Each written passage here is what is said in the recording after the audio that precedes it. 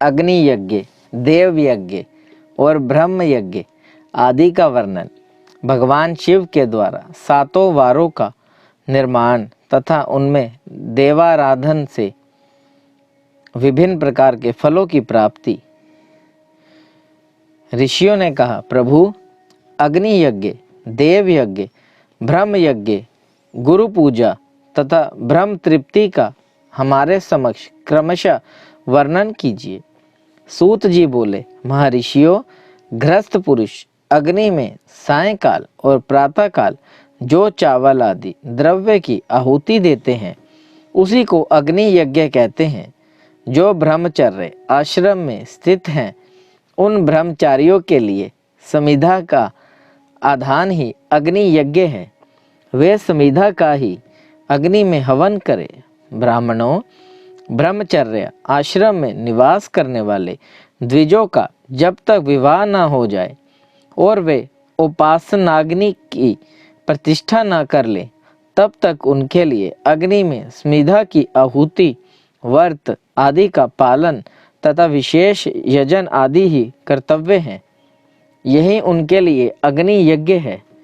द्विजों, जिन्होंने बाह्य अग्नि को विसर्जित करके अपने आत्मा में ही अग्नि का आरोप कर लिया है, ऐसे वान प्रस्थितियों और सन्यासियों के लिए यही हवन या अग्नि यज्ञ है कि वे विहित समय पर हितकर परिमित और पवित्र अन्न का भोजन कर ले।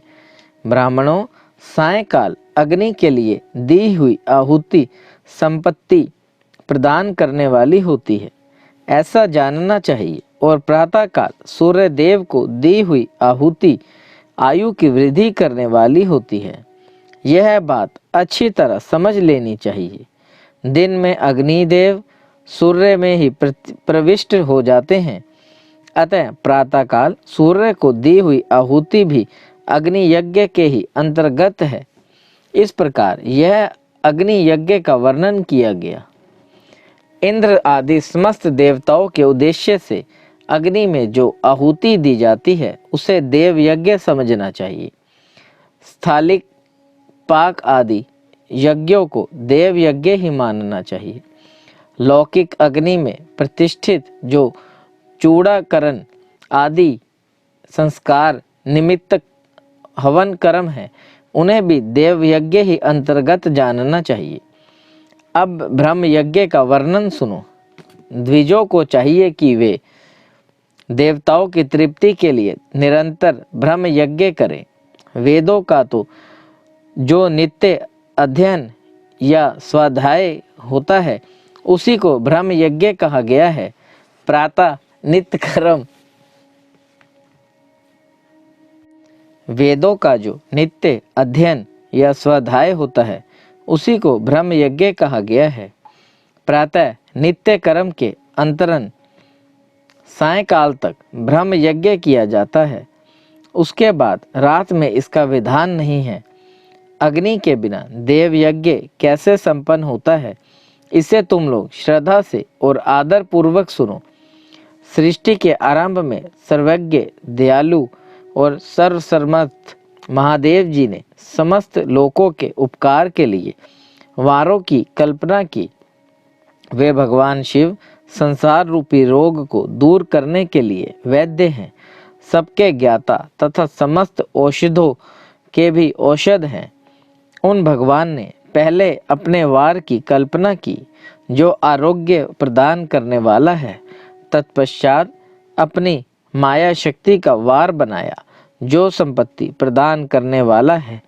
जन्म काल में दुर्गति ग्रस्त बालक की रक्षा के लिए उन्होंने कुमार की वार की कल्पना की। तत्पश्चात सर्वसमर्थ महादेव जी ने आलस्य और पाप की निवृत्ति तथा समस्त लोकों का हित करने की इच्छा से लोक रक्षक भगवान विष्णु का वार बनाया। इसके बाद सबके स्वामी भगवान शिव ने पुष्टि और रक्षा के लिए आयुकर्ता त्रिलोक सृष्टा परमेष्ठी ब्रह्मा का आयुष कारक वार बनाया जिससे संपूर्ण जगत के आयुष की सिद्धि हो सके।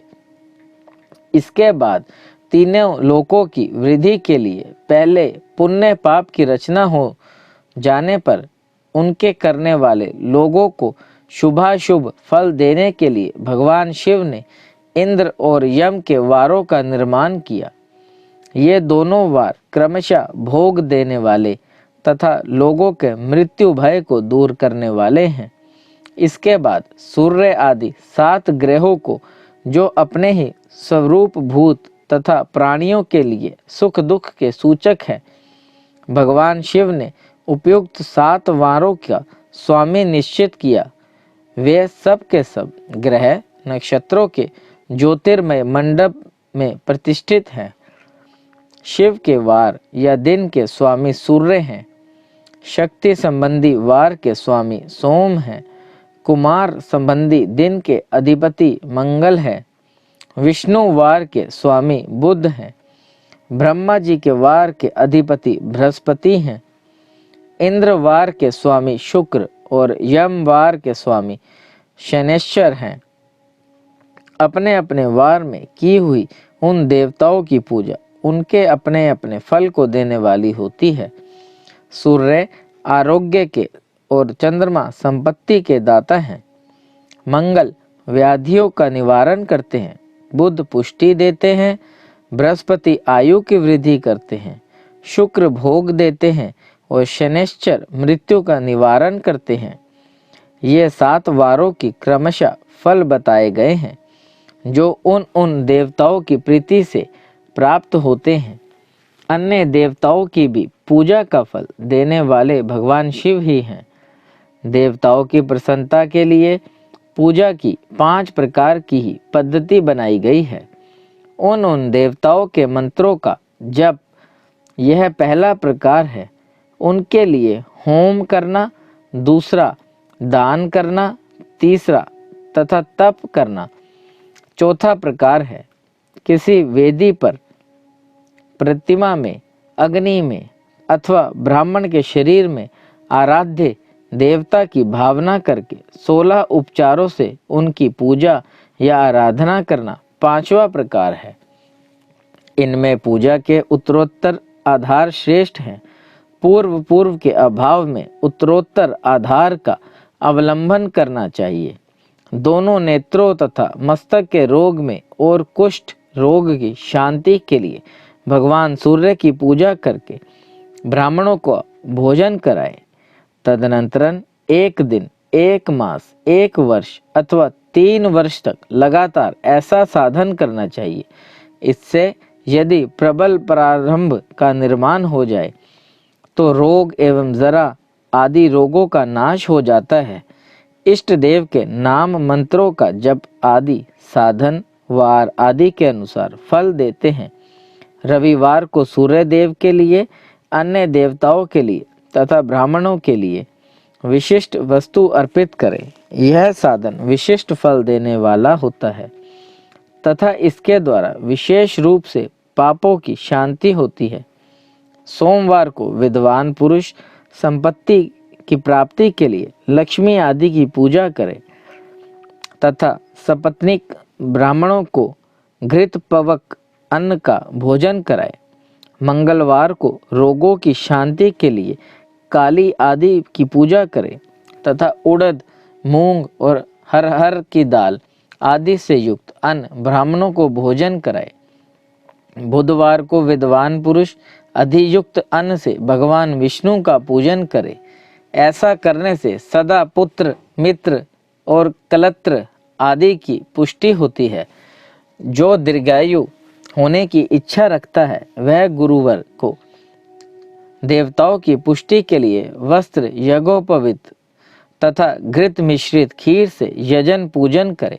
भोगों की प्राप्ति के लिए शुक्रवार को एकाग्रचित्त होकर देवताओं का पूजन करे और ब्राह्मणों की तृप्ति के लिए षड्रस युक्त अन्न दे। इसी प्रकार स्त्रियों की प्रसन्नता के लिए सुंदर वस्त्र आदि का विधान करे। शनैश्चर अपमृत्यु का निवारण करने वाला है। उस दिन बुद्धिमान पुरुष रुद्र आदि की पूजा करे। तिल के होम से, दान से देवताओं को संतुष्ट करके ब्राह्मणों को तिल मिश्रित अन्न भोजन कराए।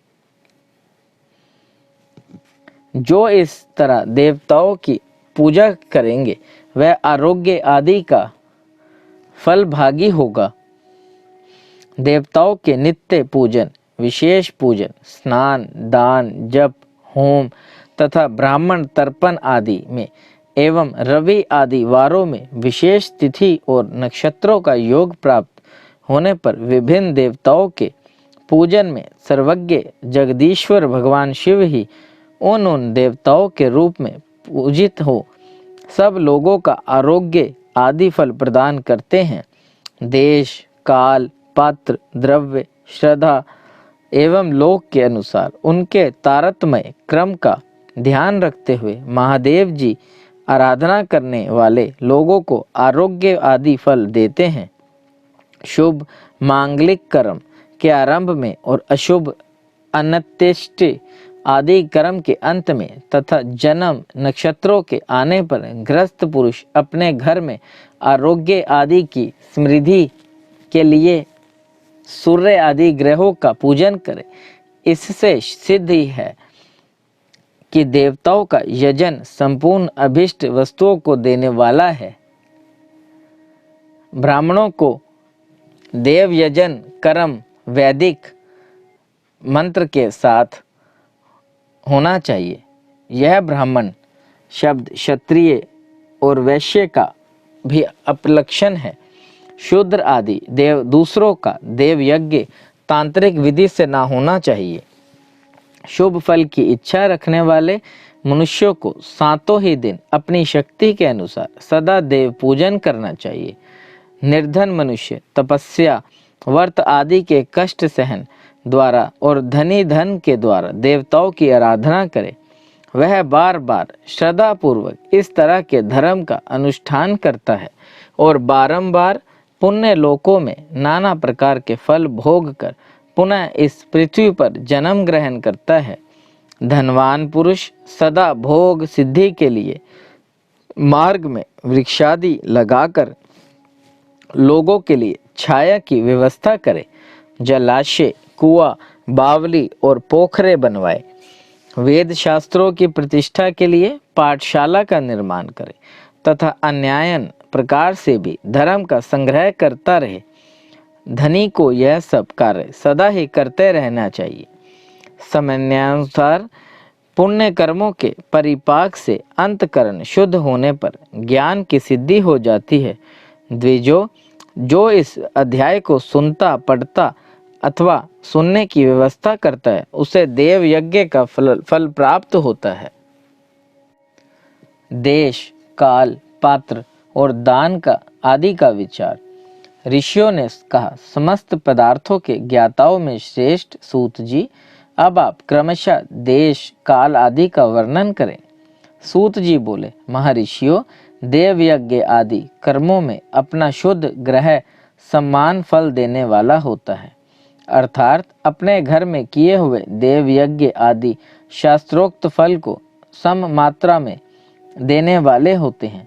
गौशाला का स्थान घर की अपेक्षा 10 गुना फल देता है। जलाशय का तट उससे भी 10 गुना महत्व रखता है तथा जहाँ बेल, तुलसी एवं पीपल वृक्ष का मूल निकट हो वह स्थान जलाशय के तट से भी 10 गुना फल देने वाला होता है। देवालय को उससे भी 10 गुने महत्व का स्थान जानना चाहिए। देवालय से भी 10 गुना महत्व रखता है तीर्थ भूमि का तट, उससे 10 गुना श्रेष्ठ है नदी का किनारा, उससे 10 गुना उत्कृष्ट है तीर्थ नदी का तट, और उससे भी 10 गुना महत्व रखता है सप्त गंगा नामक नदियों का तीर्थ। गंगा, गोदावरी, कावेरी, ताम्रपर्णी, सिंधु, सरयू और नर्मदा, इन 7 नदियों को सप्त गंगा कहा गया है। समुद्र के तट का स्थान इनसे भी 10 गुना पवित्र माना गया है और पर्वत के शिखर का प्रदेश समुद्र तट से भी 10 गुना पावन है। सबसे अधिक महत्व का वह स्थान जानना चाहिए जहाँ मन लग जाए। यहाँ तक देश का वर्णन हुआ। अब काल का तारतम्य बताया जाता है। सतयुग में यज्ञ, दान आदि कर्म पूर्ण फल देने वाले होते हैं, ऐसा जानना चाहिए। त्रेता युग में उसका 3/4 फल मिलता है। द्वापर में सदा आधा ही फल रह जाता है। कलयुग में 1/4 ही फल की प्राप्ति समझनी चाहिए और आधा कलयुग बीतने पर उस चौथाई फल में भी 1/4 कम हो जाता है। शुद्ध अंतकरण वाले पुरुष को शुद्ध एवं पवित्र दिन सम फल देने वाला होता है। विद्वान ब्राह्मणों, सूर्य संक्रांति के दिन किया हुआ सत्कर्म पूर्वोक्त शुद्ध दिन की अपेक्षा 10 गुना फल देने वाला होता है। यह जानना चाहिए। उससे भी 10 गुना महत्व उस कर्म का है जो विपुक्ष नामक योग में किया जाता है। दक्षिणायन आरंभ होने के दिन अर्थात कर्क की संक्रांति में किए हुए पुण्य कर्म का महत्व विषुव से भी 10 गुना माना गया है। उससे भी 10 गुना मकर संक्रांति में और उससे भी 10 गुना चंद्र ग्रहण में किए हुए पुण्य का महत्व है। सूर्य ग्रहण का समय सबसे उत्तम है। उसमें किए गए पुण्य कर्म का फल चंद्र ग्रहण से भी अधिक और पूर्ण मात्रा में होता है। इस बात को विज्ञ पुरुष जानते हैं। जगत रूपी सूर्य का राहु रूपी विष से संयोग होता है, इसलिए सूर्य ग्रहण का समय रोग प्रदान करने वाला है। अतः उस विष की शांति के लिए उस समय स्नान, दान और जप करें। वह काल की विष की शांति के लिए उपयोगी होने के कारण पुण्यप्रद माना गया है। जन्म नक्षत्र के लिए तथा व्रत की पूर्ति के दिन का समय सूर्य ग्रहण के समान ही समझा जाता है, परंतु महापुरुषों के संग का काल करोड़ों सूर्य ग्रहण के समान पावन है। ऐसा ज्ञानी पुरुष जानते मानते हैं। तपोनिष्ठ योगी और ज्ञाननिष्ठ यति के पूजा के पात्र हैं, क्योंकि यह पापों के नाश में कारण होते हैं। जिसने 24 लाख गायत्री का जप कर लिया हो, वह ब्राह्मण भी पूजा का उत्तम पात्र है। वह संपूर्ण फलों और भोगों को देने में समर्थ है। जो पतन से त्राण करता अर्थात नरक में गिरने से बचाता है, उसके लिए इस गुण के कारण शास्त्र में पात्र शब्द का प्रयोग होता है। वह दाता का पातक से त्राण करने के कारण पात्र कहलाता है। गायत्री अपने गायक का पतन से त्राण करती है, इसलिए वह गायत्री कहलाती है।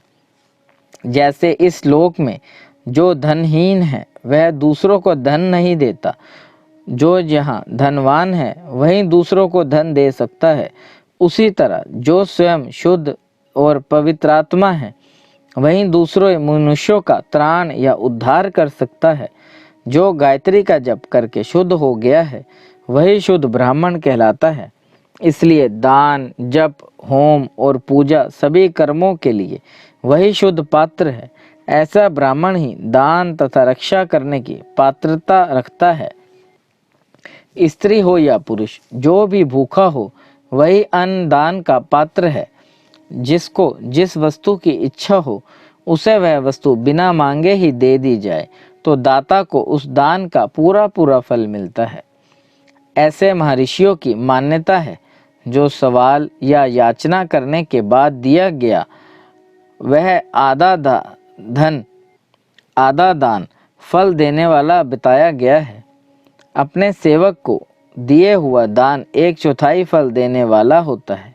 विप्रवरों, जो जाति मात्र से ब्राह्मण है और दीनतापूर्ण वृत्ति से जीवन बिताता है, उसे दिया हुआ धन का दान दाता को इस भूतल पर 10 वर्षों तक भोग प्रदान करने वाला होता है। वही दान यदि वेद वेत्ता ब्राह्मण को दिया जाए तो वह स्वर्ग लोक में देवताओं के वर्ष से 10 वर्षों तक दिव्य भोग देने वाला होता है। शील और उच्च वृत्ति से लाया हुआ और गुरु दक्षिणा में प्राप्त हुआ अन्न धन शुद्ध द्रव्य कहलाता है। उसका दान दाता को पूर्ण फल देने वाला बताया गया है। क्षत्रियों का शौर्य से कमाया हुआ, वैश्यों का व्यापार से आया हुआ और शूद्रों का सेवा वृत्ति से प्राप्त किया हुआ धन भी उत्तम द्रव्य कहलाता है। धर्म की इच्छा रखने वाली स्त्रियों को धन पिता एवं पति से मिला हुआ उनके लिए वह उत्तम द्रव्य है। गौ आदि 12 वस्तुओं का चैत्र आदि 12 महीनों में क्रमशः दान करना चाहिए। गौ, भूमि, तिल, स्वर्ण, घी, वस्त्र, धान्य, गुड़, चांदी, नमक, कोहड़ा और कन्या, ये ही वह 12 वस्तुएं हैं। इनमें गोदान से कायिक, वाचिक और मानसिक पापों का निवारण तथा कायिक आदि पुण्य कर्मों की पुष्टि होती है। ब्राह्मणों, भूमि का दान इहलोक और परलोक में प्रतिष्ठा की प्राप्ति कराने वाला है। तिल का दान बलवर्धक एवं मृत्यु का निवारक होता है। सुवर्ण का दान जठरांगिनी को बढ़ाने वाला तथा वीर्यदायक है। घी का दान पुष्टिकारक होता है। वस्त्र का दान आयु की वृद्धि कराने वाला है, ऐसा जानना चाहिए। धान्य का दान अन्न धन की वृद्धि में कारण होता है। गुड़ का दान मधुर भोजन की प्राप्ति कराने वाला होता है। चांदी के दान से वीर्य की वृद्धि होती है। लवण का दान षड्रस भोजन की प्राप्ति कराता है। सब प्रकार का दान सारी समृद्धि की सिद्धि के लिए होता है। विज्ञ पुरुष कुष्मांड के दान को पुष्टिदायक मानते हैं। कन्या का दान आजीवन भोग देने वाला कहा गया है। ब्राह्मणों, वह लोक और प्रलोक में भी संपूर्ण भोगों की प्राप्ति कराने वाला है। विद्वान पुरुष को चाहिए कि जिन वस्तुओं से श्रवण आदि इंद्रियों की तृप्ति होती है उनका सदा दान करे। श्रोत्र आदि 10 इंद्रियों के जो शब्द आदि 10 विषय हैं उनका दान किया जाए तो वह भोगों की प्राप्ति कराते हैं तथा दिशा आदि इंद्रिय देवताओं को संतुष्ट करते हैं। वेद और शास्त्र को गुरुमुख से ग्रहण करके गुरु के उपदेश से अथवा स्वयं ही बोध प्राप्त करने की पश्चात जो बुद्धि का यह निश्चय होता है कि क्रमों का फल अवश्य मिलता है, इसी को उच्च कोटि की आस्तिकता कहते हैं। भाई बंधु अथवा राजा के भय से जो आस्तिकता बुद्धि या श्रद्धा होती है वह कनिष्ठ श्रेणी की आस्तिकता है जो सर्वथा दरिद्र है। इसलिए जिसके पास सभी वस्तुओं का अभाव है वह वाणी अथवा कर्म शरीर द्वारा यजन करे। मंत्र, स्तोत्र और जप आदि को वाणी द्वारा किया गया यजन समझना चाहिए तथा तीर्थ यात्रा और व्रत आदि को विद्वान पुरुष शारीरिक यजन मानते हैं। जिस किसी भी उपाय से थोड़ा हो या बहुत देवतार्पण बुद्धि से जो कुछ भी दिया अथवा किया जाए वह दान या सत्कर्म भोगों की प्राप्ति कराने में समर्थ होता है। तपस्या और दान ये 2 कर्म मनुष्य को सदा करने चाहिए तथा ऐसे ग्रह का दान करना चाहिए जो अपने वर्ण, चमक दमक या सफाई और गुण सुख सुविधाओं से शोभित हो। बुद्धिमान पुरुष देवताओं की तृप्ति के लिए जो कुछ देते हैं वह अतिशय मात्रा में और सब प्रकार के भोग प्रदान करने वाला होता है। उस दान से विद्वान पुरुष इहलोक और प्रलोक में उत्तम जन्म और सदा सुलभ होने वाला भोग पाता है। ईश्वर पारायण बुद्धि से यज्ञ दान आदि कर्म करके मनुष्य मोक्ष फल का भागी होता है। पृथ्वी आदि से निर्मित देव प्रतिमाओं के पूजन की विधि, उनके लिए नैवेद्य का विचार, पूजन के विभिन्न उपचारों का फल, विशेष मास, वार, तिथि एवं नक्षत्रों के योग में पूजन का विशेष फल तथा लिंग के वैज्ञानिक स्वरूप का विवेचन। ऋषियों ने कहा, साधु शिरोमणे, अब आप पार्थिव प्रतिमा की पूजा का विधान बताइए जिससे समस्त अभिष्ट वस्तुओं की प्राप्ति होती है।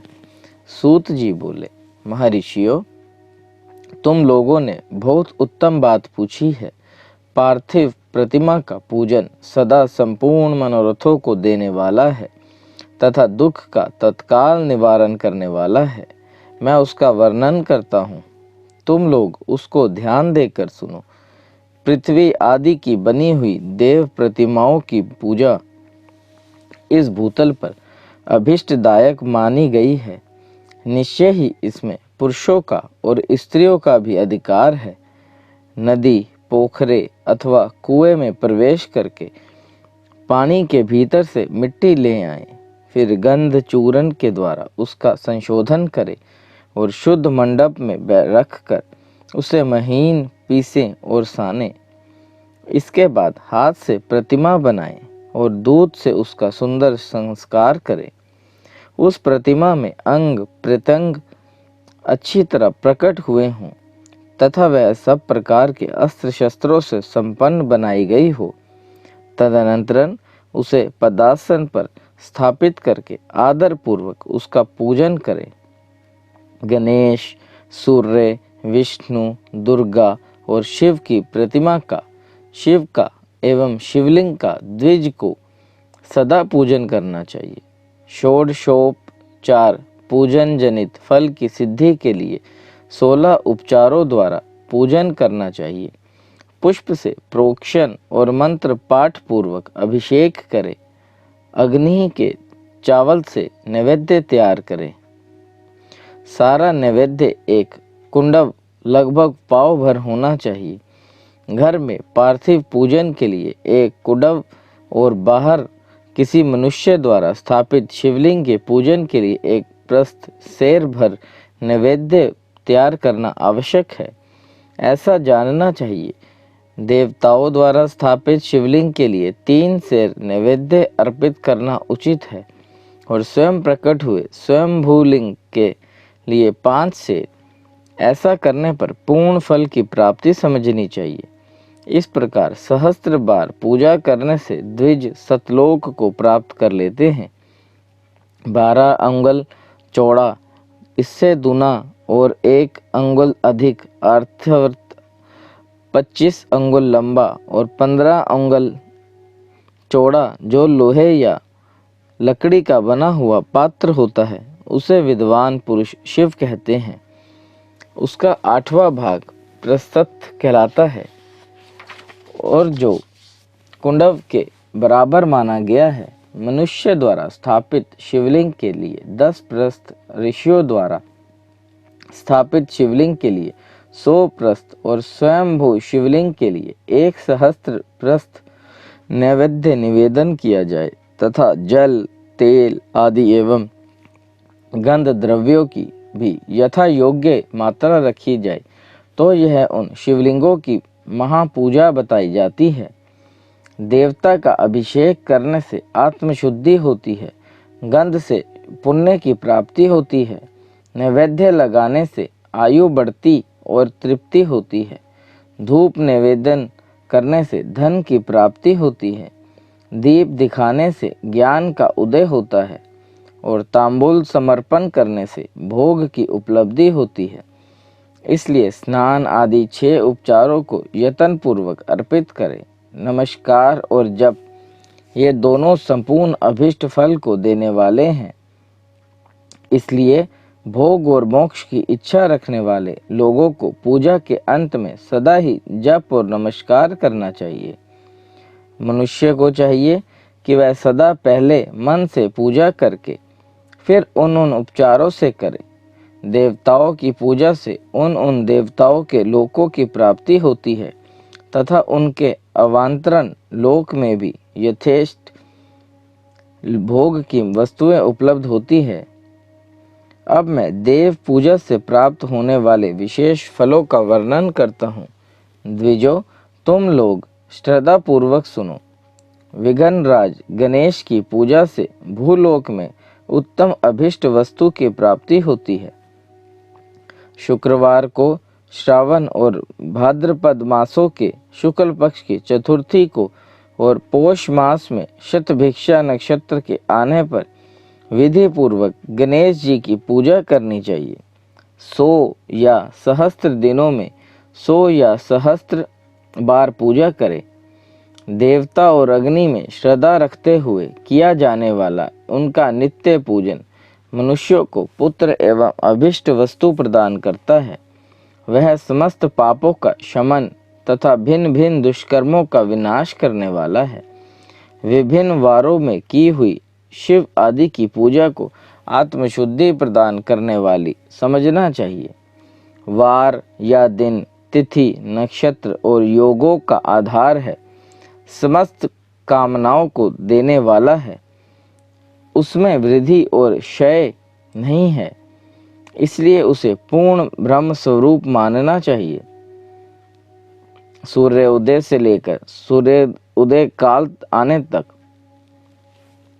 एक वार की स्थिति मानी गई है, जो ब्राह्मण आदि सभी वर्णों के कर्मों का आधार है। विहित तिथि के पूर्व भाग में की हुई देव पूजा मनुष्यों को पूर्ण भोग प्रदान करने वाली होती है। यदि मध्याह्न के बाद तिथि का आरंभ होता है तो रात्रि युक्त तिथि का पूर्व भाग पितरों के श्राद्धादि कर्म के लिए उत्तम बताया जाता है। ऐसी तिथि का प्रभाग ही दिन से युक्त होता है, अतः वही देव कर्म के लिए प्रशस्त माना गया है। यदि मध्याह्न काल तक तिथि रहे तो उदय व्यापनी तिथि को ही देव कार्य में ग्रहण करना चाहिए। इसी तरह शुभ तिथि एवं नक्षत्र आदि ही देव कार्य में ग्रह होते हैं। वार आदि का भली भांति विचार करके पूजा और जप आदि करने चाहिए। वेदों में पूजा शब्द के अर्थ की इस प्रकार योजना की गई है। पूज्यार्थे अनन्य इति पूजा, यह पूजा शब्द की व्युत्पत्ति है। पूम का अर्थ है भोग और फल की सिद्धि। वह जिस कर्म से संपन्न होती है उसका नाम पूजा है। मनोवांछित वस्तु तथा ज्ञान, ये भी अभिष्ट वस्तुएं हैं। सकाम भाव वाले को अभिष्ट भोग अपेक्षित होता है और निष्काम भाव वाले को अर्थ पारमार्थिक ज्ञान, ये दोनों ही पूजा शब्द के अर्थ हैं। इनकी योजना करने से ही पूजा शब्द की सार्थकता है। इस प्रकार लोक और वेद में पूजा शब्द का अर्थ विख्यात है। नित्य और नैमित्तिक कर्म कालांतर में फल देते हैं, किंतु काम्य कर्म का यदि भली भांति अनुष्ठान हुआ हो तो वह तत्काल फलदायक है।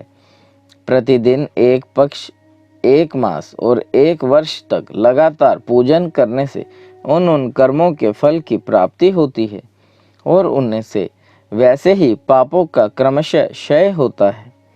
प्रत्येक मास के कृष्ण पक्ष की चतुर्थी तिथि को ही महागणपति की पूजा एक पक्ष के पापों का नाश करने वाली और एक पक्ष तक उत्तम भोग रूपी फल देने वाली होती है। चैत्र मास में चतुर्थी को की हुई पूजा एक मास तक किए गए पूजन का फल देने वाली होती है और जब सूर्य सिंह राशि में स्थित हो उस समय भाद्रपद मास की चतुर्थी को ही की हुई गणेश जी की पूजा एक वर्ष तक मनोवांछित भोग प्रदान करती है, ऐसा जानना चाहिए। श्रावण मास के रविवार को हस्त नक्षत्र से युक्त सप्तमी तिथि को तथा माघ शुक्ला सप्तमी को भगवान सूर्य का पूजन करना चाहिए। ज्येष्ठ तथा भाद्रपद मासों के बुधवार को श्रवण नक्षत्र से युक्त द्वादशी तिथि को तथा केवल द्वादशी को भी किया गया भगवान विष्णु का पूजन अभिष्ट संपत्ति को देने वाला माना गया है।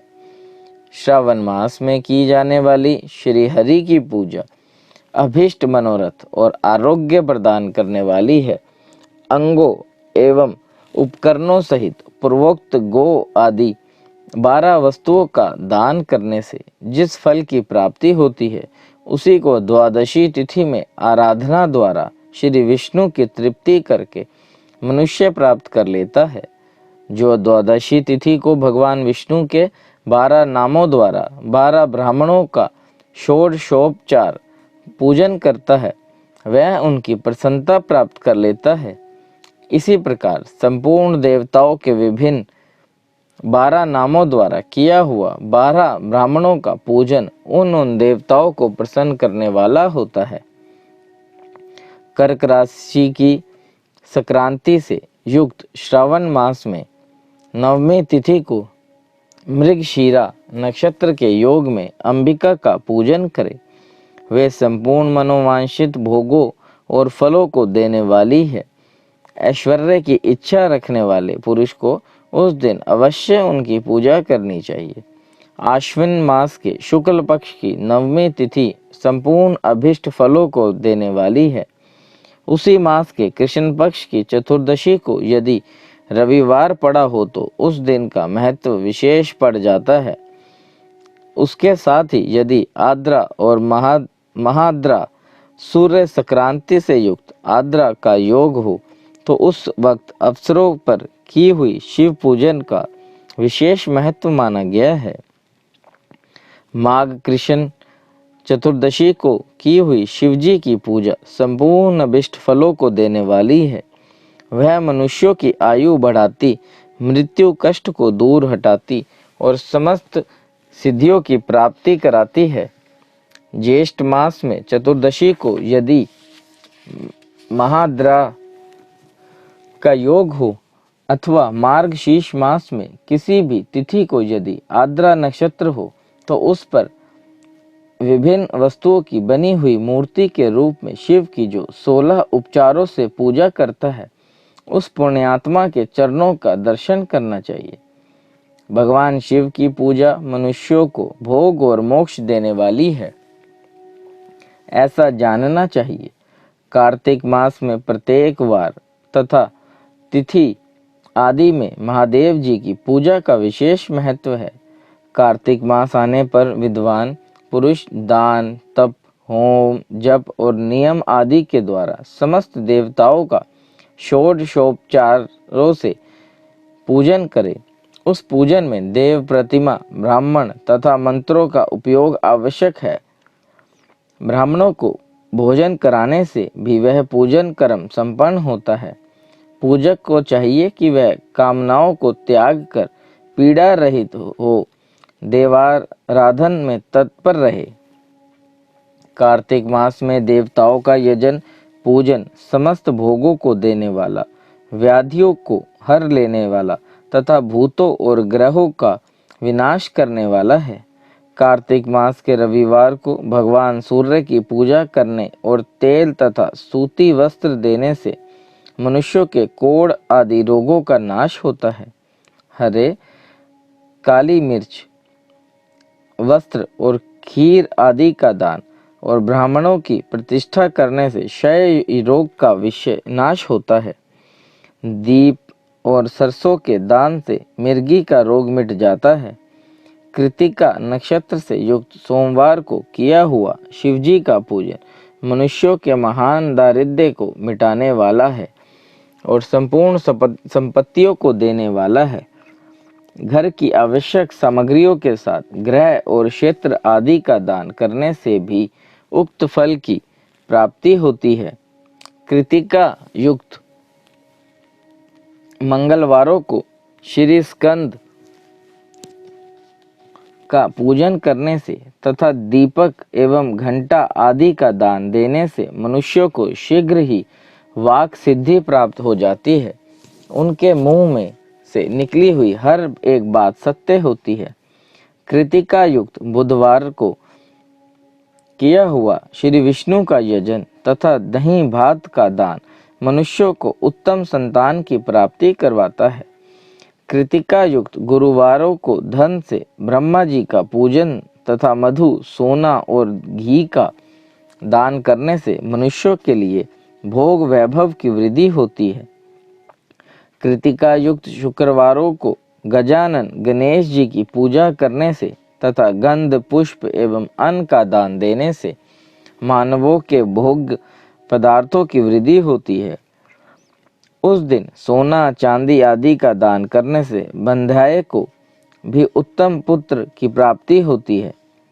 कृतिका युक्त शनिवारों को दिक्पालों का वंदन, दिग्गजों, नागों और सेतुपालों का पूजन, त्रिनेत्रधारी रुद्र, पापहारी विष्णु तथा ज्ञानदाता ब्रह्मा का आराधन और धन्वंतरी एवं दोनों अश्विनी कुमारों का पूजन करने से रोग, दुर्मृत्यु एवं अकाल मृत्यु का निवारण होता है तथा तत्कालिक व्याधियों की शांति हो जाती है। नमक, लोहा, तेल और उड़द आदि का त्रिकुटु, सौंठ, पीपल और गोल मिर्च, फल, गंध और जल आदि का तथा घृत आदि द्रव्य पदार्थों का और स्वर्ण, मोती आदि कठोर वस्तुओं का भी दान देने से स्वर्गलोक की प्राप्ति होती है। इनमें से नमक आदि का मान कम से कम 1 सेर होना चाहिए और स्वर्ण आदि का मान कम से कम 1 पल। धन की संक्रांति से युक्त पौष मास में उस काल में शिव आदि समस्त देवताओं का पूजन क्रमशः समस्त सिद्धियों की प्राप्ति कराने वाला होता है। इस पूजन में अग्नि के चावल से तैयार किए हुए हविष्य का नैवेद्य उत्तम बताया जाता है। पौष मास में नाना प्रकार के अन्न का नैवेद्य विशेष महत्व रखता है। मार्गशीर्ष मास में केवल अन्न का दान करने वाले मनुष्यों को ही संपूर्ण अभिष्ट फलों की प्राप्ति हो जाती है। मार्गशीर्ष मास में अन्न का दान करने वाले मनुष्य के सारे पाप नष्ट हो जाते हैं। वह अभिष्ट सिद्धि, आरोग्य व धर्म, वेद का सम्यक ज्ञान, उत्तम अनुष्ठान का फल, इहलोक और परलोक में महान भोग, अंत में सनातन योग, मोक्ष तथा वेदांत ज्ञान की सिद्धि प्राप्त कर लेता है। जो भोग की इच्छा रखने वाला है वह मनुष्य मार्गशीर्ष मास आने पर कम से कम 3 दिन भी उषा काल में अवश्य देवताओं का पूजन करे और पौष मास को पूजन से खाली न जाने दे। उषा काल से लेकर संगम काल तक ही पौष मास में पूजन का विशेष महत्व बताया गया है। पौष मास में पूरे महीने भर जितेंद्रिय और निराहार रहकर द्विज प्रातः काल से मध्याह्न काल तक वेद माता गायत्री का जप करे। तत्पश्चात रात को सोने के समय तक पंचाक्षर मंत्र आदि का जप करे। ऐसा करने वाला ब्राह्मण ज्ञान पाकर शरीर छूटने के बाद मोक्ष प्राप्त कर लेता है। द्विजेतर नर नारियों को त्रिकाल स्नान और पंचाक्षर मंत्र के ही निरंतर जप से विशुद्धि ज्ञान प्राप्त हो जाता है। इष्ट मंत्रों का सदा जप करने से बड़े पापों का भी नाश हो जाता है। बोले शंकर भगवान की जय। सारा चराचर जगत बिंदु नाद स्वरूप है। बिंदु शक्ति है और नाद शिव। इस तरह यह जगत शिव शक्ति स्वरूप ही है। नाद बिंदु का और बिंदु इस जगत का आधार है। ये बिंदु और नाद शक्ति और शिव संपूर्ण जगत के आधार स्वरूप से स्थित हैं। बिंदु और नाद से युक्त सब कुछ शिव स्वरूप है, क्योंकि वही सबका आधार है। आधार में ही आद्य का समावेश अथवा लय होता है। यही सकलीकरण है। इस सकलीकरण की स्थिति से ही सृष्टि काल में जगत का प्रादुर्भाव होता है, इसमें संशय नहीं है। शिवलिंग बिंदु नाद स्वरूप है, अतः उसे जगत का कारण बताया जाता है। बिंदु देव है और नाद शिव। इन दोनों का संयुक्त रूप से ही शिवलिंग कहलाता है। अतः जन्म के संकट से छुटकारा पाने के लिए शिवलिंग की पूजा करनी चाहिए। बिंदु रूपा देवी उमा माता है और नाद स्वरूप भगवान शिव पिता। इन माता पिता के पूजित होने से परमानंद की ही प्राप्ति होती है। अतः परमानंद का लाभ लेने के लिए शिवलिंग का विशेष रूप से पूजन करें। देवी उमा जगत की माता है और भगवान शिव जगत के पिता। जो इनकी सेवा करता है उस पुत्र पर इन दोनों माता पिता की कृपा नित्य अधिकाधिक बढ़ती रहती है। वे पूजक पर कृपा करके उसे अपना आंतरिक ऐश्वर्य प्रदान करते हैं। अतः मुनीश्वरों, आंतरिक आनंद की प्राप्ति के लिए शिवलिंग को माता पिता का स्वरूप मानकर उसकी पूजा करनी चाहिए। शिव पुरुष रूप हैं और शिवा शक्ति प्रकृति कहलाती हैं। अव्यक्त आंतरिक अधिष्ठान रूप गर्भ को पुरुष कहते हैं और सुव्यक्त आंतरिक अभिष्ठान भूत गर्भ को प्रकृति पुरुष आदि गर्भ है। वह प्रकृति रूप गर्भ से युक्त होने के कारण गर्भवान है, क्योंकि वही प्रकृति का जनक है। प्रकृति में जो पुरुष का संयोग होता है, यही पुरुष से उसका प्रथम जन्म कहलाता है। अव्यक्त प्रकृति से महत्ववादी के क्रम से जो जगत का व्यक्त होना है, यही उस प्रकृति का द्वितीय जन्म कहलाता है। जीव पुरुष से ही बारंबार जन्म और मृत्यु को प्राप्त होता है। माया द्वारा अन्य रूप से प्रकट किया जाना ही उसका जन्म कहलाता है। जीव का शरीर जन्म काल से ही जीर्ण 6 भाव विकारों से युक्त होने लगता है, इसलिए उसे जीव संज्ञा ही दी गई है। जो जन्म लेता और विविध पाशों द्वारा तनाव बंधन में पड़ा रहता है, उसका नाम जीव है। जन्म और बंधन जीव शब्द का अर्थ ही है। अतः जन्म मृत्यु रूपी बंधन की निवृत्ति के लिए जन्म के अधिष्ठान भूत मात्र पितृ स्वरूप शिवलिंग का पूजन करना चाहिए। गाय का दूध, गाय का दही और गाय का घी, इन तीनों को पूजन के लिए शहद और शक्कर के द्वारा पृथक पृथक भी रखें और इन सबको मिलाकर सम्मिलित रूप से पंचामृत भी तैयार कर ले। इनके द्वारा शिवलिंग का अभिषेक एवं स्नान कराएं।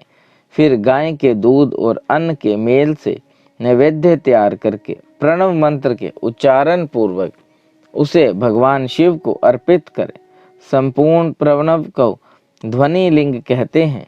स्वयंभू लिंग नाद स्वरूप होने के कारण नाद लिंग कहा गया है। यंत्र या अर्धा बिंदु स्वरूप होने के कारण बिंदु लिंग के रूप में विख्यात है। उसमें अचल रूप से प्रतिष्ठा जो शिवलिंग है वह मकार स्वरूप है, इसलिए मकार लिंग कहलाता है। सवारी निकालने आदि के लिए जो चरलिंग होता है वह उकार स्वरूप होने से उकार लिंग कहा गया है। तथा पूजा की दीक्षा देने वाले जो गुरु या आचार्य हैं, उनका विग्रह आकार का प्रतीक होने से आकार लिंग माना गया है। इस प्रकार अकार, उकार, मकार, बिंदु, नाद और ध्वनि के रूप में लिंग के 6 भेद हैं। इन 6 लिंगों की नित्य पूजा करने से साधक जीवन मुक्त हो जाता है, इसमें संशय नहीं है। बोले शंकर भगवान की जय। अकाल मृत्यु वो मरे जो काम करे चंडाल का, काल उसका क्या करे जो भक्त हो महाकाल का। हर हर महादेव। षडलिंग स्वरूप प्रणव का महात्म्य, उसके सूक्ष्म रूप ओंकार और स्थूल रूप पंचाक्षर मंत्र का विवेचन, उसके जप की विधि एवं महिमा, कार्य ब्रह्मा के लोकों से लेकर कारण रुद्र के लोकों तक का विवेचन करके कालातीत 55 विशिष्ट शिवलोक के अनिर्वचनीय वैभव का निरूपण तथा शिव भक्तों के सत्कार की महत्ता। ऋषि बोले, प्रभु महामुने, आप हमारे लिए क्रमशः षडलिंग स्वरूप प्रणव का महात्म्य तथा शिव भक्त की पूजा का प्रकार बताइए। सूत जी ने कहा, महर्षियों, आप लोग तपस्या के धनी हैं। आपने यह बड़ा सुंदर प्रश्न उपस्थित किया है, किंतु इसका ठीक ठीक उत्तर महादेव जी ही जानते हैं, दूसरा कोई नहीं। तथापि भगवान शिव की कृपा से ही मैं इस विषय का वर्णन करूंगा। वे भगवान शिव हमारी और आप लोगों की रक्षा का भारी भार बारंबार स्वयं ही ग्रहण करे। नाम से प्रकृति से उत्पन्न संसार रूपी महासागर का प्रणव, इससे पार करने के लिए दूसरी नाव है। इसलिए इस ओंकार को प्रणव की संज्ञा देते हैं। ओंकार अपने जप करने वाले साधकों से कहता है, प्रपंच न नहीं है वाम तुम लोगों के लिए। अतः इस भाव को लेकर भी ज्ञानी पुरुष ओम को प्रणव नाम से जानते हैं। इसका दूसरा भाव यूं है, यह तुम सब उपासकों को बलपूर्वक मोक्ष तक पहुंचा देगा। इस अभिप्राय से भी इसे ऋषि मुनि प्रणव कहते हैं। अपना जप करने वाले योगियों के तथा अपने मंत्र की पूजा करने वाले उपासक के समस्त कर्मों का नाश करके यह दिव्य नूतन ज्ञान देता है। इसलिए भी इसका नाम प्रणव है। उन माया रहित महेश्वर को ही नव अर्थात नूतन कहते हैं। वे परमात्मा प्रकृष्ट रूप से नव अर्थात शुद्ध स्वरूप है, इसलिए प्रणव कहलाता है। प्रणव साधक को नव अर्थात नवीन शिव स्वरूप कर देता है, इसलिए भी विद्वान पुरुष उसे प्रणव के नाम से जानते हैं। अथवा प्रकृष्ट रूप से नव दिव्य परमात्मा ज्ञान प्रकट करता है, इसलिए वह प्रणव है। प्रणव के दो भेद बताए गए हैं, स्थूल और सूक्ष्म। एक अक्षर रूप जो ओम है उसे सूक्ष्म प्रणव जानना चाहिए, और नमः शिवाय इस 5 अक्षर वाले मंत्र को स्थूल प्रणव समझना चाहिए। जिसमें 5 अक्षर व्यक्त नहीं है वह सूक्ष्म है, और जिसमें 5 अक्षर सुस्पष्ट रूप से व्यक्त हैं वह स्थूल है। जीवन मुक्त पुरुष के लिए सूक्ष्म प्रणव के जप का विधान है, वहीं उसके लिए समस्त साधनों का सार है। यद्यपि जीवन मुक्त के लिए किसी साधन की आवश्यकता नहीं है, क्योंकि वह सिद्ध स्वरूप है। तथापि दूसरों की दृष्टि में जब तक उसका शरीर रहता है तब तक उसके द्वारा प्रणव जप की सहज साधन स्वतः होती रहती है। उसकी साधना सदैव उसके कृपा का आधार रहता है। वह अपनी देह का विलय होने तक सूक्ष्म प्रणव मंत्र का जप और उसके अर्थभूत परमात्म तत्व का अनुसंधान करता रहता है। जब शरीर नष्ट हो जाता है तब वह पूर्ण ब्रह्म स्वरूप शिव को प्राप्त कर लेता है। यह सुनिश्चित बात है। जो अर्थ का अनुसंधान न करके केवल मंत्र का जप करता है उससे निश्चय ही योग की प्राप्ति होती है। जिसने 36 करोड़ मंत्र का जप कर लिया हो उसे अवश्य ही योग प्राप्त हो जाता है। सूक्ष्म प्रणव के भी ह्रस्व और दीर्घ के भेद से 2 रूप जानने चाहिए, अकार, उकार, मकार, बिंदु, नाद, शब्द, काल और कला। इनसे युक्त जो प्रणव है उसे दीर्घ प्रणव कहते हैं। वह योगियों के ही हृदय में स्थित होता है। मकार प्रयतन जो ओम है वह अ, उ, मम इन 3 तत्वों से युक्त है। इसी को ह्रस्व प्रणव कहते हैं।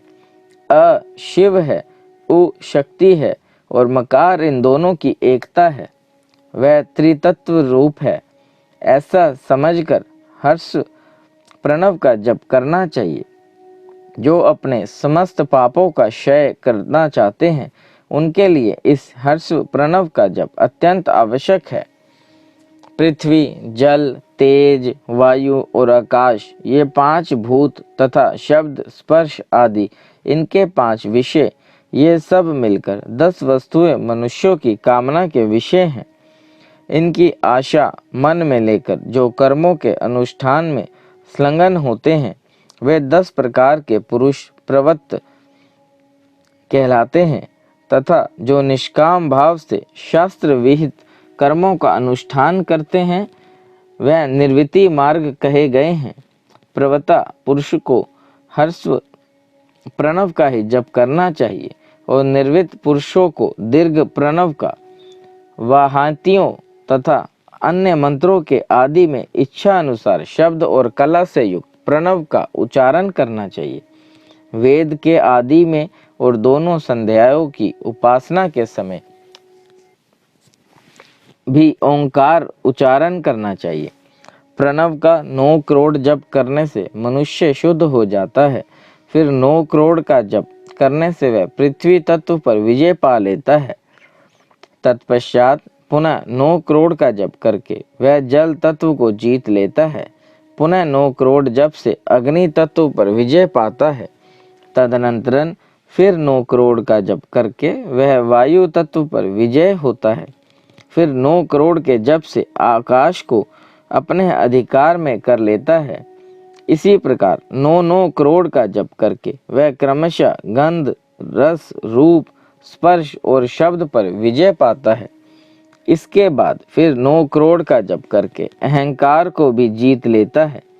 इस तरह 108 करोड़ प्रणव का जप करके उत्कृष्ट बोध को प्राप्त हुआ पुरुष शुद्ध योग का लाभ करता है। शुद्ध योग से युक्त होने पर वह जीवन मुक्त हो जाता है, इसमें संशय नहीं है। सदा प्रणव का जप और प्रणव रूपी शिव का ध्यान करते करते समाधि में स्थित हुए महायोगी पुरुष साक्षात शिव ही हैं, इसमें संशय नहीं है। पहले अपने शरीर में प्रणव के ऋषि, छंद और देवता आदि का न्याय करके फिर जप आरंभ करना चाहिए। आकार आदि मात्र का वर्णों से युक्त प्रणव का अपने अंगों में न्यास करके मनुष्य ऋषि हो जाता है। मंत्रों के 10 विधि संस्कार मात्र का न्यास तथा षड शोधन आदि के साथ संपूर्ण न्यास फल उसे प्राप्त हो जाता है। प्रवृत्ति तथा प्रवृत्ति निवृत्ति से मिश्रित भाव वाले पुरुषों के लिए स्थूल प्रणव का ही जप है अभिष्ट साधक होता है। क्रिया, तप, जप, योग से शिव योगी 3 प्रकार के होते हैं, जो क्रमशः क्रिया योगी, तपो योगी और जप योगी कहलाते हैं। जो धन आदि वैभवों से पूजा सामग्री का संचय करके हाथ आदि अंगों से नमस्कार आदि क्रिया करते हैं, इष्ट देव की पूजा में लगा रहता है, वह क्रिया योगी कहलाता है। पूजा में संलग्न रहकर जो परिमित भोजन करता ब्राह्म इंद्रियों को जीतकर वश में किए रहता और मन को भी वश में करके प्रद्रोह आदि से दूर रहता है, वह तपोयोगी कहलाता है। इन सभी सद्गुणों से युक्त होकर जो सदा शुद्ध भाव से रहता तथा समस्त काम आदि दोषों से रहित हो शांत चित्त से निरंतर जप किया करता है, उसे महात्मा पुरुष जप योगी मानते हैं। जो मनुष्य 16 प्रकार के उपचारों से शिव योगी महात्माओं की पूजा करता है, वह शुद्ध होकर सालोक्य आदि के क्रम से उत्तरोत्तर उत्कृष्ट मुक्ति को प्राप्त कर लेता है। द्विजो, अब मैं जप योग का वर्णन करता हूँ, तुम सब लोग ध्यान देकर सुनो। तपस्या करने वाले के लिए जप का उपदेश किया गया है, क्योंकि वह जप करते करते अपने आप को सर्वथा शुद्ध निष्पाप कर लेता है। ब्राह्मणों, पहले नमा पद हो, उसके बाद चतुर्थी विभक्ति में शिव शब्द हो तो पंच तत्वात्मक नमः शिवाय मंत्र होता है। इसे शिव पंचाक्षर कहते हैं। यह स्थूल प्रणव स्वरूप है। इस पंचाक्षर के जप से ही मनुष्य संपूर्ण सिद्धियों को प्राप्त कर लेता है।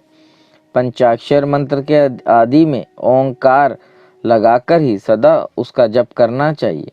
द्विजो, गुरु के मुख से पंचाक्षर मंत्र का उपदेश पाकर जहाँ सुख पूर्वक निवास किया जा सके, ऐसी उत्तम बुद्धि पर महीने के पूर्व पक्ष शुक्ल में प्रतिपदा से आरंभ करके कृष्ण पक्ष की चतुर्दशी तक निरंतर जप करता रहे। माघ और भादो के महीने अपना विशिष्ट महत्व रखते हैं। यह समय तब समयों में से उत्तमोत्तम माना गया है। साधक को चाहिए कि वह प्रतिदिन एक बार परिमित भोजन करे, मौन रहे, इंद्रियों को वश में रखे, अपने स्वामी एवं माता पिता की नित्य सेवा करे। इस नियम से रहकर जप करने वाला पुरुष 1 सहस्त्र जप से ही शुद्ध हो जाता है, अन्यथा वह ऋणी होता है। भगवान शिव का निरंतर चिंतन करते हुए पंचाक्षर मंत्र का 5 लाख जप करे। जप काल से इस प्रकार ध्यान करे, कल्याणदाता भगवान शिव कमल के आसन पर विराजमान है। उनका मस्तक श्री गंगा जी तथा चंद्रमा की कला से सुशोभित है। उनकी बाईं जांघ पर आदि शक्ति भगवती उमा बैठी है। वहां खड़े हुए बड़े बड़े गण भगवान शिव की शोभा बढ़ा रहे हैं।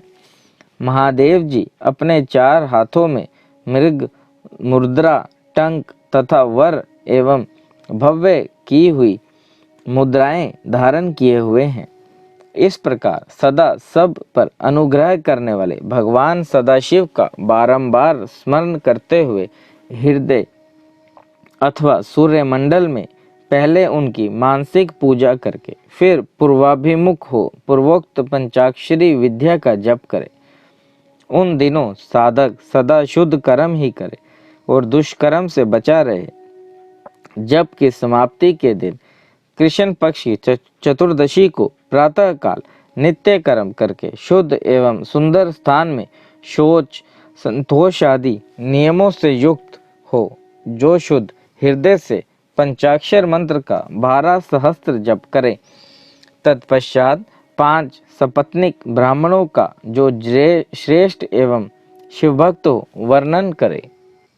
इनके अतिरिक्त एक श्रेष्ठ आचार्य प्रव का भी वर्णन करे और उसे सामंब सदाशिव का स्वरूप समझे। ईशान, तत्पुरुष, अघोर, वामदेव तथा सगोजात इन 5 के प्रतीक स्वरूप 5 ही श्रेष्ठ और शिवभक्त ब्राह्मणों का वर्णन करने के पश्चात पूजन सामग्री को एकत्रित करके भगवान शिव का पूजन आरंभ करें। विधि पूर्वक शिव की पूजा संपन्न करके होम आरंभ करें। अपने ग्रह सूत्र के अनुसार सुखांत कर्म करके अर्थात परिसमूहन, उपलेपन, उल्लेखन, मृद, उदरन और अभिवक्षण इन 5 भू संस्कारों के पश्चात वेदी पर स्वाभिमुख अग्नि को स्थापित करके कुशकंडिका के अंतरन प्रज्वलित अग्नि में आज्य भागांत आहुति देकर प्रस्तुत होम का कार्य आरंभ करें। कपिला गाय के घी से 11, 101 अथवा 1001 आहुतियां स्वयं ही दें अथवा विद्वान पुरुष शिवभक्त ब्राह्मणों से 108 आहुतियां दिलाएं। होम कर्म प्राप्त होने पर गुरु को दक्षिणा के रूप में 1 गाय और बैल देना चाहिए। ईशान आदि का स्वरूप ही समझे तथा आचार्य को सामंब सदाशिव का स्वरूप माने। इसी भावना के साथ उन सबके चरण धोए और उनके चरणोदक से अपने मस्तक को सींचे। ऐसा करने से वह साधक अगणित तीर्थों में तत्काल स्नान करने का फल प्राप्त कर लेता है। उन ब्राह्मणों को भक्ति पूर्वक दशानन अन्न देना चाहिए। गुरु पत्नी को पराशक्ति मानकर उनका भी पूजन करें। ईर्षान आदि कर्म से उन सभी ब्राह्मणों का उत्तम मन से अन्न से पूजन करके अपने वैभव विस्तार के अनुसार रुद्राक्ष, वस्त्र, बड़ा और पुआ आदि अर्पित करें। तदनंतर दिक्पालादि को बलि देकर ब्राह्मणों को भरपूर भोजन कराए। इसके बाद देवेश्वर शिव से प्रार्थना करके अपना जप समाप्त करें। इस प्रकार पुरुषचरण करके मनुष्य उस मंत्र को सिद्ध कर लेता है। फिर 5 लाख जप करने से समस्त पापों का नाश हो जाता है। तदनंतर पुनः 5 लाख जप करने पर अतल से लेकर सत्यलोक तक 14 भुवनों पर क्रमशः अधिकार प्राप्त हो जाता है। यदि अनुष्ठान पूर्ण करने के पहले बीच में ही साधक की मृत्यु हो जाए तो वह प्रलोक में उत्तम भोग भोगने के पश्चात पुनः पृथ्वी पर जन्म लेकर पंचाक्षर मंत्र के जप का अनुष्ठान करता है। समस्त लोकों का ऐश्वर्य पाने के पश्चात वह मंत्र को सिद्ध करने वाला पुरुष यदि पुनः 5 लाख जप करे तो उसे ब्रह्मा जी का सामीप्य प्राप्त होता है। पुनः 5 लाख जप करने से सारूप्य नामक ऐश्वर्य प्राप्त होता है। 100 लाख जप करने से वह साक्षात ब्रह्मा के समान हो जाता है। इस तरह कार्य ब्रह्मा हिरण्यगर्भ का सायुज्य प्राप्त करके वह उस ब्रह्मा का प्रलय होने तक उस लोक में यह ज्येष्ठ भोग भोगता है।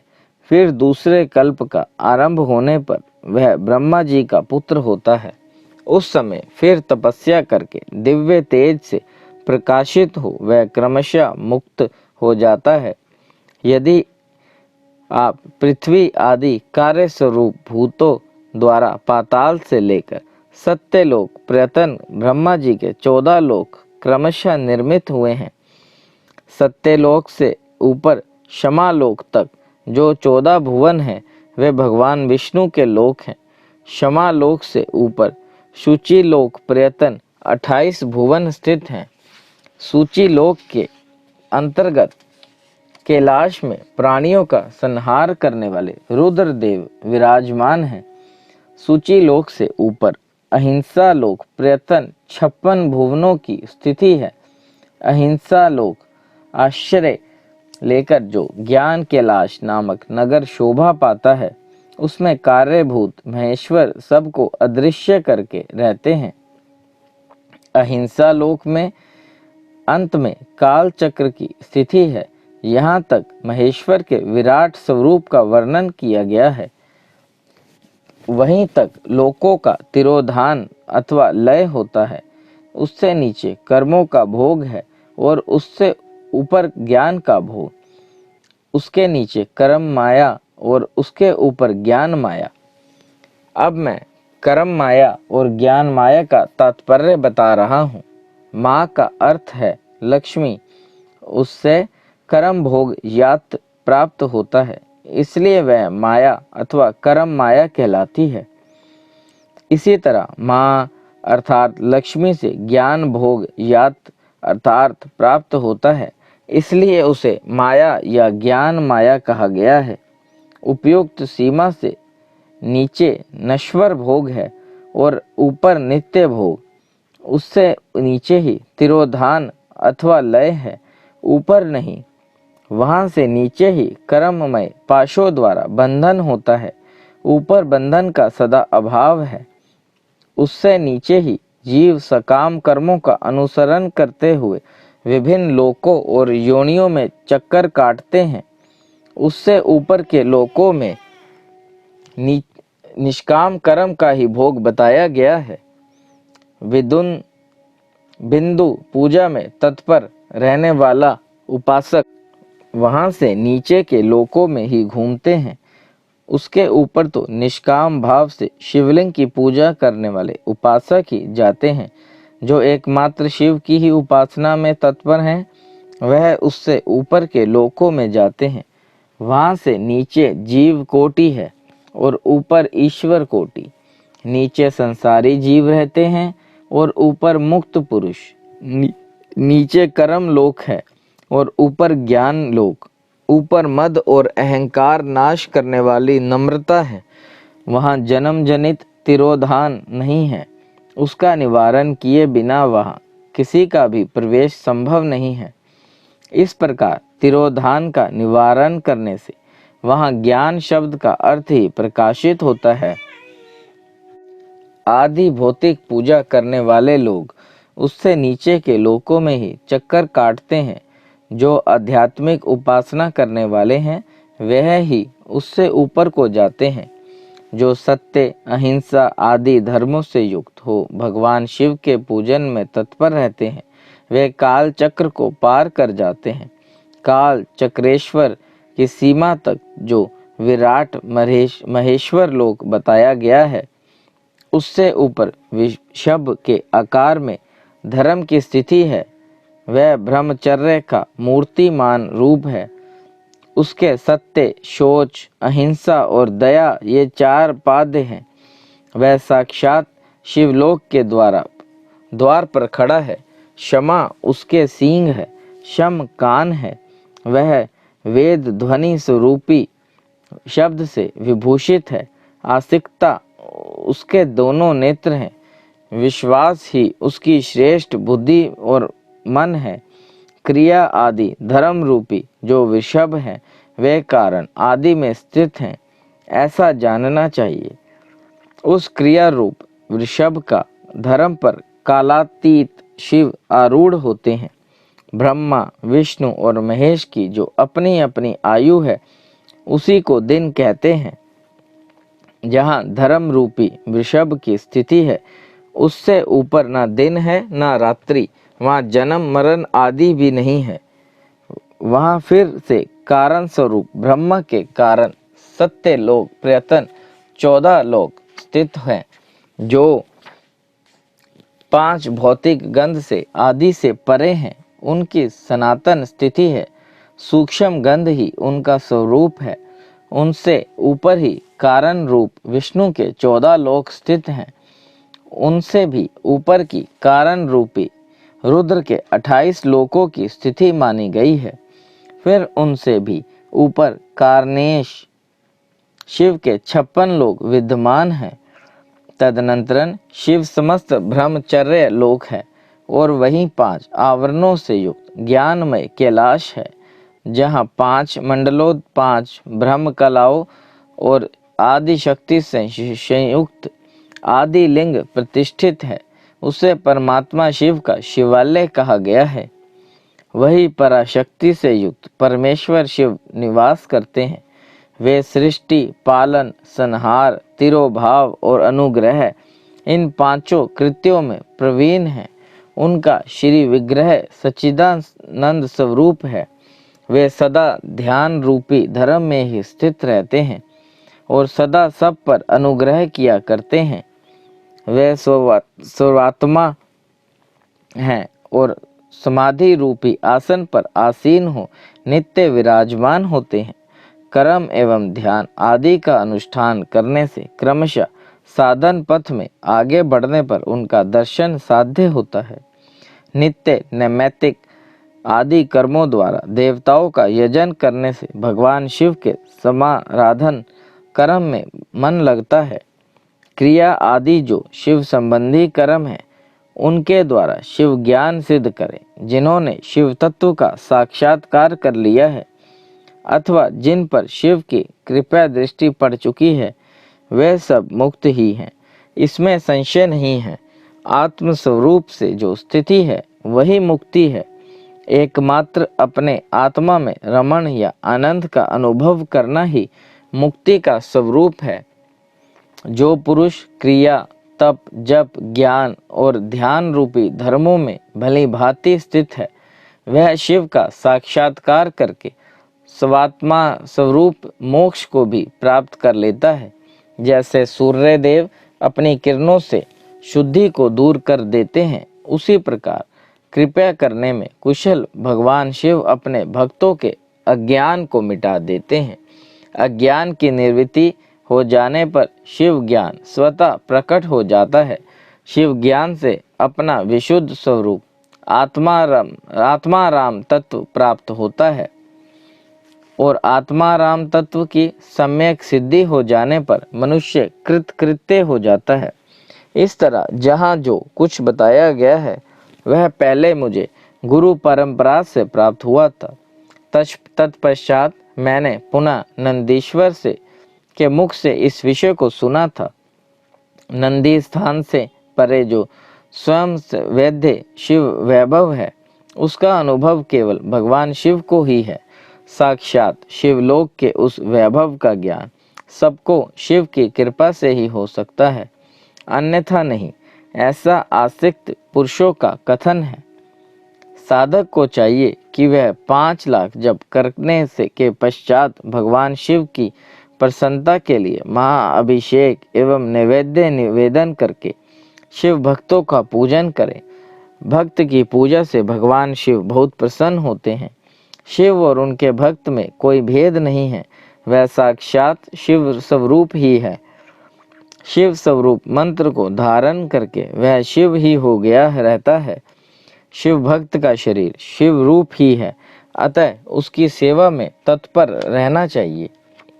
जो शिव भक्त हैं वह लोक और वेद की सारी क्रियाओं को जानते हैं जो क्रमशः जितना जितना शिव मंत्र का जप कर लेता है, उसके शरीर को उतना ही उतना शिव का सामीप्य प्राप्त हो जाता है, इसमें संशय नहीं है। शिव भक्त स्त्री का रूप देवी पार्वती का ही स्वरूप है। वह जितना मंत्र जपती है, उसे उतना ही देवी का सानिध्य प्राप्त हो जाता है। साधक स्वयं शिव स्वरूप होकर पराशक्ति का पूजन करे। शक्ति, वैर तथा लिंग का चित्र बनाकर अथवा मिट्टी आदि से इनकी आकृति का निर्माण करके प्राण प्रतिष्ठा पूर्वक निष्कपट भाव से इनका पूजन करे।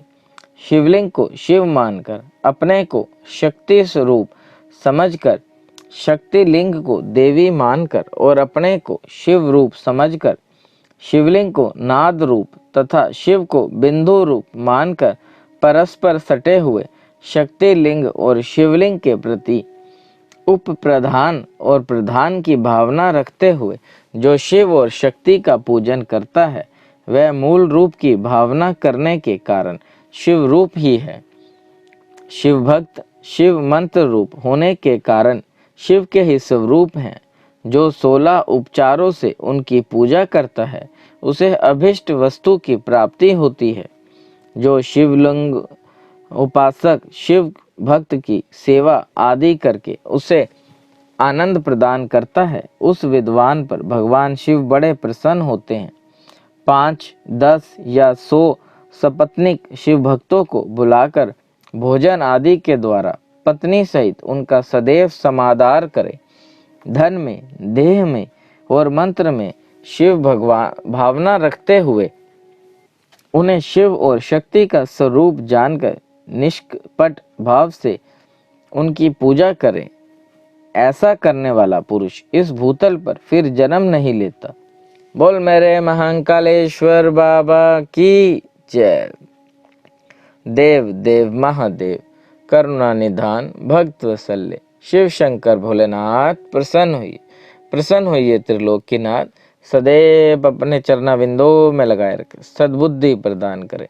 सृष्टि के कर्ता धर्ता संहार हरता, आपसे ही जीवन आपसे ही मरण महादेव।